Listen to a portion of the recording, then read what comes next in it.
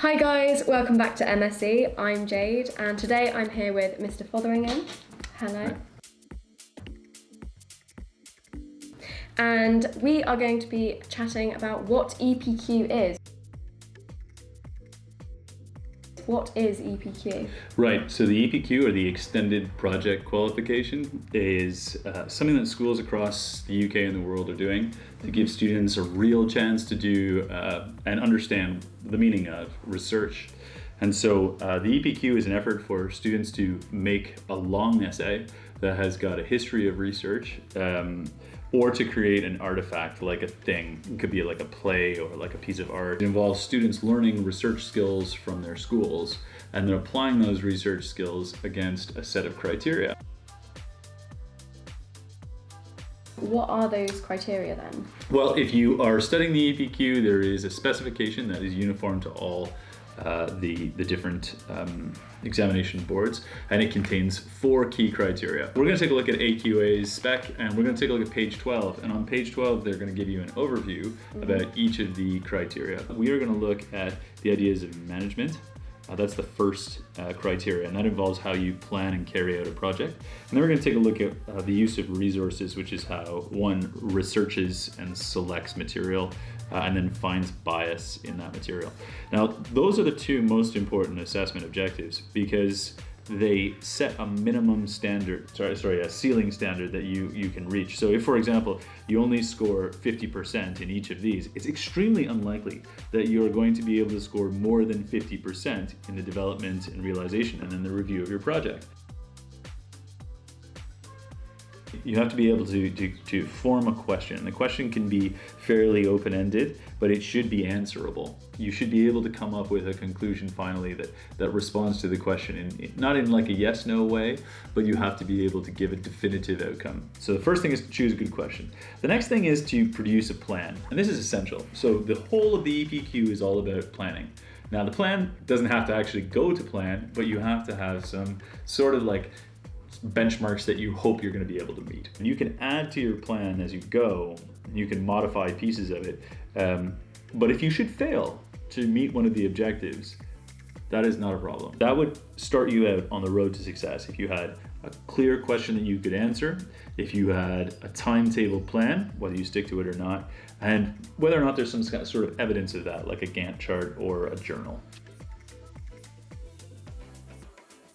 This is the other essential bit. So when students start researching, they have to be able to obtain a wide variety of sources. So when you start doing research, you want to find yourself on websites like news.google.com. Now, that's only going to search for news, and most of it is going to be on a spectrum of reliability. Now there's a really outstanding website, and I'm giving it gold here, really. There's this outstanding website that has been created by a group called YouGov. If you search the internet for YouGov, you can find something called the newspaper bias. And there's this great chart that shows the major UK newspapers and how they lean in the political spectrum. If you're able to get papers from both sides of the political spectrum and then discuss that political spectrum in your work on the topic of your research, that is the very best level of exhibition of using resources. The other website that you cannot do without is a website also created by Google. It's a search engine, and it's called scholar.google.com. And inside the window, you'll find the search bar works just like Google does. As you can see here, it's got the box, but everything it returns you as a search is going to be material which is high quality material.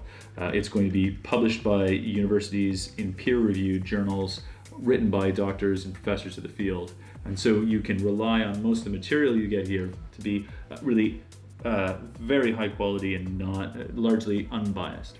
You'll need to record that research. And on the screen presently, you can see a table that's been made in Word. Now, I formatted the page in landscape to let the table spread across. And the very first thing you want to do before typing in any kind of search is you want to put today's date. The fields here are date, source, bias, use, and quotes. And it'd be a great thing if you could pause this video right now and make a copy. Over in Scholar, you're going to take your topic, you're going to take whatever it is you're going to study, be it landmines in Cambodia, or you're going to study something like heart attacks.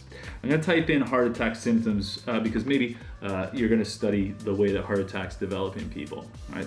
So heart attack symptoms. You get here on Google a whole bunch of returns, and all of them are very technical. You can see here that they come from journals like the Journal of Preventive Medicine, or the top one here, the Journal of Social Science. But you'll note that some of the articles, they've got a link to the right. So for instance here, or there, or in this one. So we've got here now the knowledge of heart attack symptoms in a population survey in the United States, the REACT trial. Okay. If we click the link, it's going to bring us to the journal article. Now the journal article in front of us here, it'll have an abstract, which is like a short form of the paper. We might get deficiencies in knowledge. So people who are lacking knowledge could lead to a delay and then be a target for intervention. All right, that sounds cool. So I'm gonna take that and I'm gonna put it under the column that says use. I'm gonna paste that in there. And I'm gonna flip back to the document now. A lot of what you find on Scholar you have to pay for. It's behind paywalls, and some documents are really very expensive. However, if you've got a link to the right, you can click that link and it's going to download for you the text of the document, and we can read the full text of the thing. We can find all kinds of interesting information out. So I'm going to scan through really quickly. I've never seen this article before, and there's a number here. It says approximately 22% of patients with heart attack delay seeking care for at least 6 hours following the onset of symptoms. All right, okay, that sounds interesting to me. So I'm going to take that information, I'm going to copy it, and I'm going to put that quote into this quote box here. So I'm going to give it some of the quotation marks. If you take a direct quote for something, you've got to give the page from which you took it. Yeah. That is essential. I'm going to take a look at the place that it came from. So over here, I've got the article in Google Scholar. That's the link where I got the text from, just there. And down here, I'm going to show you this great button that's got these two quotes to it. And if you hover over top, it'll say that's the CITE button. So you click on the CITE button, and right now on the screen, you've got all of the different correctly cited references to that article. I'm going to copy that, and I'm going to go over here, and I'm going to paste that into where it says source in my table. Now I've got the correct reference to the piece of material. I'm going to grab the direct link and right click and say I want the address. I'm going to copy the link address. I'm going to paste that in here to Word. Here where it says bias, now I can try and type in something like, do I think that this seems legitimate? Well, I'm going to say seems highly legit. Why? Because it comes from the archive of internal medicine. Later, when you go to write your piece, you can take all these quotes and string them together. You can put them into your arguments, and as you go through and you read these papers and you build up the number of quotes that are in them, you're going to end up with a document here that is going to have a series of different dates that illustrates the fact that throughout your process, you're reading and you're collecting information and you're putting it in here to high quality.